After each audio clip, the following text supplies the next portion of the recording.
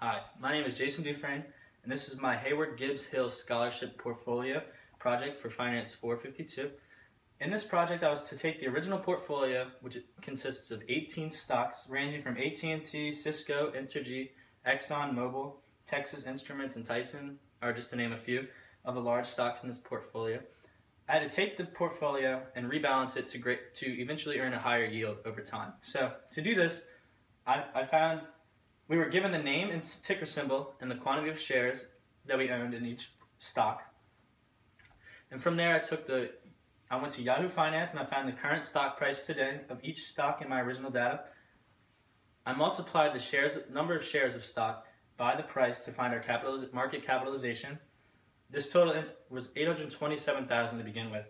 And from there, I took the market capitalization number for each stock and divided it by the total to give us our weight this stock has in the portfolio. And these weights all ended up equaling to 1 to show that it's correct. And from there, I took the returns of each stock for the past 5 years.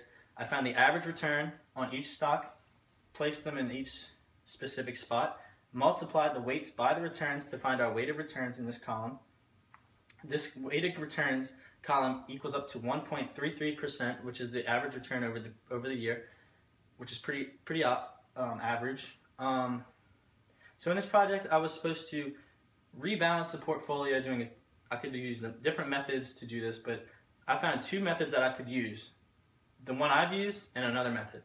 So the one I used, I just decided to move some shares of stocks around to find a new capitalization and a new way to return or return on the portfolio, and hopefully increase the value of the portfolio.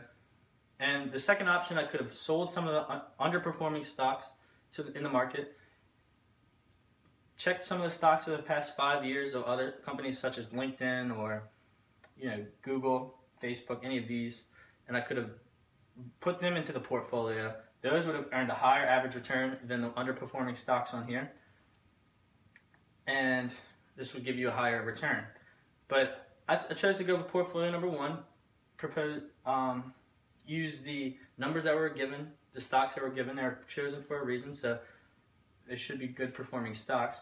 So I just took some from the underperforming and added to the overperforming. So the total value of the portfolio in the beginning original data was $838,000 and some change. So my goal here is to raise the weighted return or the average return on the portfolio and the total value of this portfolio by just changing the number of stocks around. So first, I took 300 stocks from BMY, which is Bristol Myers Squibb, and I took 300 from Cisco Systems, 300 also, and applied all 600 of these stocks to Home Depot. Home Depot gave a 2.41% return, or 0.575% of the weighted return, which is the highest of the whole portfolio. And I applied the 600 shares. This brought the value from the portfolio from $838,000 to $844,000 alone.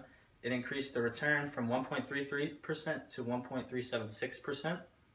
Then I took 125 shares from CMP, which is CenterPoint Energy, and I applied those 125 shares to Triple M Company. This brought increased the value from $844,000 and some change to $861,000, almost $862,000. So I continued playing with some stocks. Some didn't work, some did work. I took 50 shares from Comcast Corp and 700 shares from Pfister Inc. and applied these 750 shares to Johnson & Johnson. This decreased the return on the portfolio from 1.376 to 1.338%, but the value of the whole portfolio increased from $861,000 to $911,000. So I figured this was a great increase because it's the highest one so far, almost $50,000. Then $50,000. So I decided to go one more. I took 500 stocks from Texas Instrument and applied these stocks to Tyson Company, Tyson Food. This increased from 1.338, which decreased from the prior, from Triple M's company, but it increased to 1.341%, which isn't that great, but they increased the total value of the portfolio from $911,000 to $913,000. So that's a $2,000 jump just from switching some more shares around. My ending value for the portfolio was $913,000. The beginning value was $838,000. So the total value I've created was $74,550, which is almost $75,000 just from moving some stocks around. So if you're going to follow my instructions and move some of these stocks around, these are the ones you should work with the most. You can also use my strategy and then apply by selling some of these underperforming stocks and buying more stocks, which will only help you raise your return. Thank you.